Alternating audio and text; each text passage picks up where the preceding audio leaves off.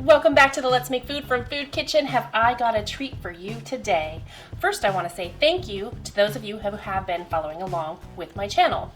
If you've watched from the first episode to today, you might notice that I've been building up to something. That something is Wagyu burgers. Well, how do you build up to that? Let me tell you. I have made vinegar. I have made tomato paste. With tomato paste and vinegar, I make ketchup. I have made whole grain mustard with my vinegar. I have made yellow mustard. I have made homemade mayonnaise. And I've made sourdough bread, sourdough starter, which led to sourdough buns. Then I made potato chips, homemade baked potato chips. So we're getting a meal here that is almost completely homemade. The only thing that I didn't make was the cow and the cheese. I also didn't grow the vegetables I'm going to put on top of it, but you get the idea. This burger is made primarily from scratch ingredients, and I'm so proud of it. I also want to point out thank you to our sponsors, Wagyu Farms, who have generously supplied us with our beef.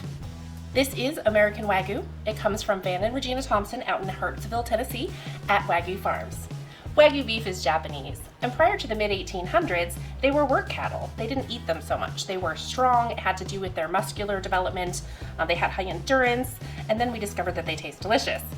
They came to the United States in the mid-1970s, and I am so happy that they did. I'm going to let Van and Regina Thompson tell you more about Wagyu beef.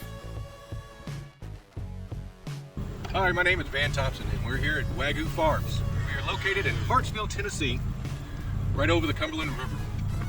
We started out raising Wagyus approximately 12 years ago with just wanting some beef for ourselves, and since then, the last 12 years, we've grown from 12 animals to about 300. We'll be over 350 after this calving season. So we keep everything on the farm, and our goal is to offer the healthiest and the best tasting beef that one can eat. The reason we raise Wagyu is because the options of the beef and the quality is really something extraordinary. We raise both F1s, which is 50% Wagyu, F2s, which is 75, and 100% Wagyu. Again, that is genetically traced DNA all the way back to the parents in Japan. The IMF, the intermuscular fat, is the main attribute that a Wagyu provides. And the reason it is so not only tasty, but it's sought after is because it is the healthiest beef one can eat. It is actually, they've tested it out at Texas A&M, and it is healthier than salmon is. It has higher omega-3s and omega-6s than you will find in salmon. That because of the healthiness of the fat, the intermuscular fat, the IMF that Wagyu offers, it makes it an excellent choice of beef for those that really are health conscious. It's actually better for you than salmon. And along with that, we raise our own corn, rye, oats, wheat, and different forages. So we know exactly what our animals are eating. So our goal is that we never want to give the animals something that we ourselves don't want to intake. So by doing that, we control the whole aspects of their diet, and thus we control our diet, and it makes for a healthier and a better tasting beef. So we do offer our cows eat corn and an assortment of minerals that we actually have shipped in through Texas by way of Japan, and we try to offer them the same or as close as we can dietary supplements that they would also receive in Japan, and trying to achieve the same outcome. Our goal is a 40 to 50% IMF on our full bloods, and for that we've also made the 50% that once, which gives you a Western size steak and flavor, but it has that buttery taste. And F2 a little bit more, is very filling, but it also has a higher IMF around a 30 to 35% than our full bloods. If we feed them out correctly and pamper them, then they will receive a score of 40 or higher on the IMF. Let's get started making these delicious burgers. The first thing I'm going to do is toast my buns.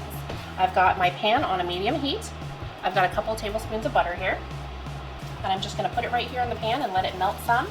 My butter's melting in the pan. I'm going to go ahead and put my buns in there, and I've pre-sliced these so that they would be ready to go. And I'm making 4 burgers, but I'm only going to toast 2 buns, and you might want to know why that is, or maybe you don't care, I don't know. I have picky children. This is a very nice treat for them. They love these burgers, they love these buns.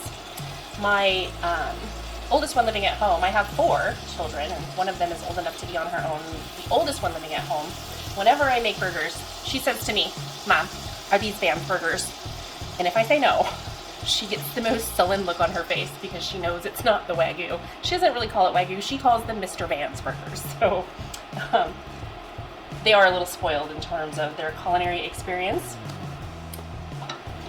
So I'm just gonna plate these up and let them rest while I make our burgers. Those are ready to go, 2 toasted buns, and I'll go ahead and move these 2 over here. Whoops, that's not. There we go. So there's our 2 toasted and 2 not toasted. I'm just gonna move this out of our way. So we want this pan to come up to a medium-high heat, and the preparation for this is very simple. I am not going to super season our beef. This beef speaks for itself. So all I'm gonna do is I'm gonna portion it into 4 sections. And they aren't gonna be exact, which is fine. Okay, and then I'm just going to form some balls. Something that loosely resembles a hamburger patty, because we're gonna make these as smash burgers. Why I'm doing them as smash burgers instead of a formed burger is that Wagyu has a higher fat content, and it's monosaturated fat. It's a good fat. So I've got those formed. They're relatively equal in size. We'll just touch that one a little. Okay, so I've got a little bit of oil here. I'm just gonna put that in the pan. Move it around. We want that to get hot. I'm just gonna push them down a little bit, and I'm gonna smash them inside the pan.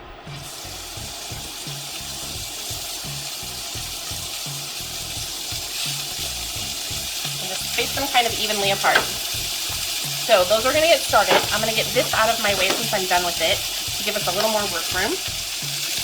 I'm going to salt them.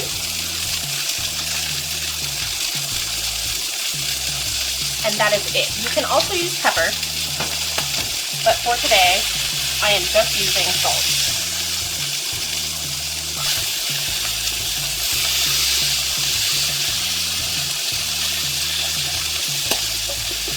So our burgers are smashed down, and their size is relatively good. So I'm going to let them cook for a couple of minutes, and then we'll turn them over.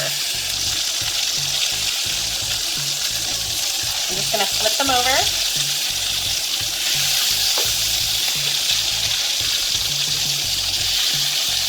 I'll open it a little.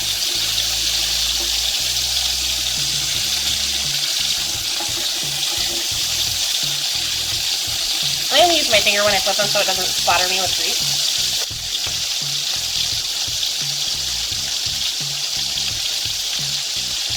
Now, if you like your burgers medium rare, now is about the time to pull them off. Personally, ground beef is one of those things that I want cooked all the way through. I'm going to add some cheese to a couple of these. Not everybody in the house eats cheese. On their burger, I should say. So I'm going to have 3 with cheese and 1 without. Yummy. So that's about ready. I'm going to throw some chips that I've made. And of course, you'll find the link to that recipe down in the description.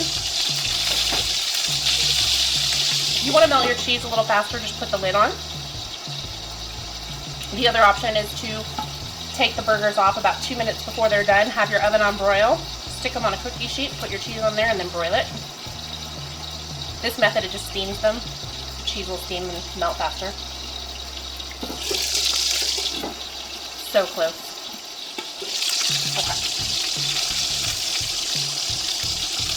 This one I'm going to take off. I'm going to turn this off.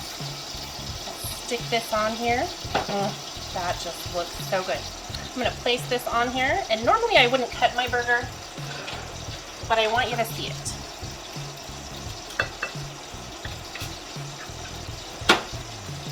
There it is. So this one is medium rare for my husband, and his plate is ready to go.